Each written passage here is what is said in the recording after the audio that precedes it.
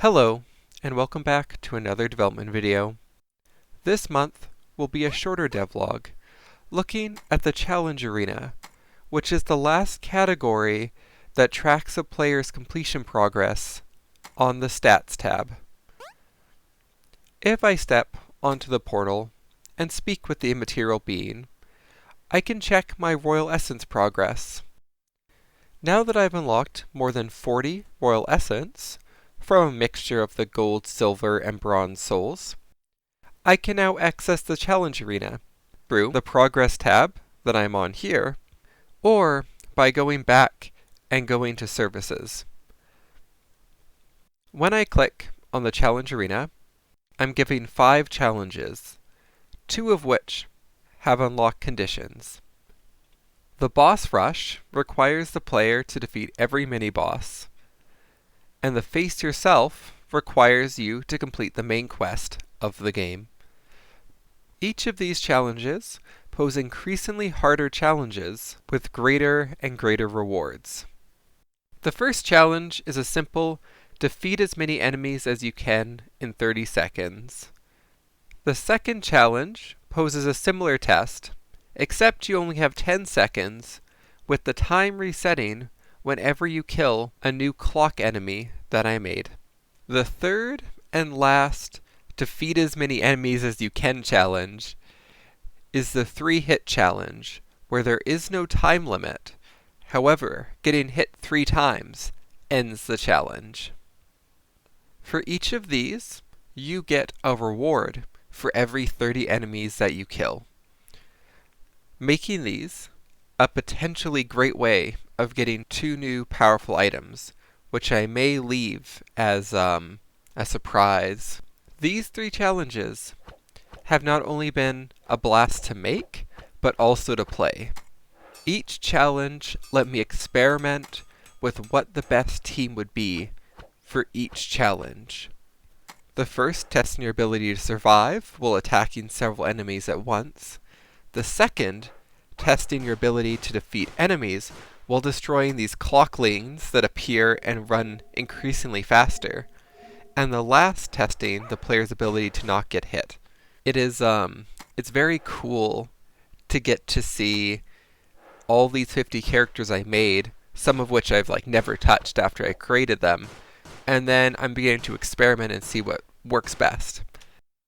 The fourth challenge, which is the last of the ones that I've made so far, is the boss rush, where the player faces against every single mini-boss that's in the randomly generated forest. When you interact with the button, the first 3 mini-bosses appear at once, with each mini-boss appearing after one of the bosses die, meaning that you're fighting 3 mini-bosses at once, continually, until you reach the end of the 9 mini-bosses. This is absolutely insane.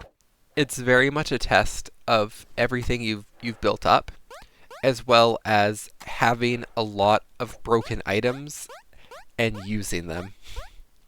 These challenges led me to create 2 new elements to the game. Now, when all your hosts on the toolbar die, the screen will fade to red, and you can then select the new host. Rather than when all the hosts die, it immediately switches to the host selection screen, which was a bit of a shock when I died unexpectedly. I was like, what killed me? What's going on? I was like, I was there, what hit me?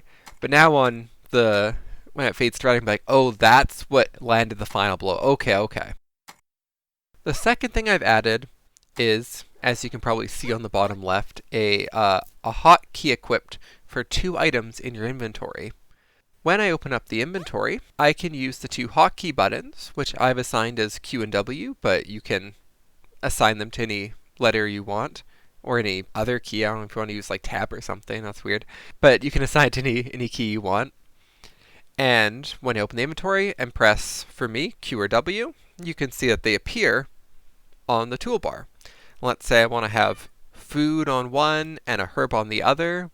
Well, now I can just quickly tap Q to heal, rather than having to stop, press enter, and click. This does still pose the challenge of difficulty where you can run out of food and then you'd have to go back in your inventory to re-equip it, and it's also limited only to 2 items. I thought this was a nice compromise. When I've been playing, I've been putting the Java bean in one and the coffee on the other, because then I can just quickly tap Q and W and then go quicker. And honestly, I feel like running fast and dodging attacks is way more beneficial than eating food. But that might just be me. I don't know. Everyone might have their own strategies, and you can change at any time. You can be in combat and switch. And then it carries over when you go to different areas. Anyways, like I said, this would be a pretty quick update just on that challenge arena.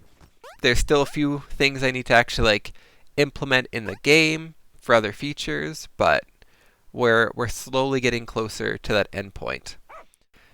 As always, thank you for watching, and have a wonderful day.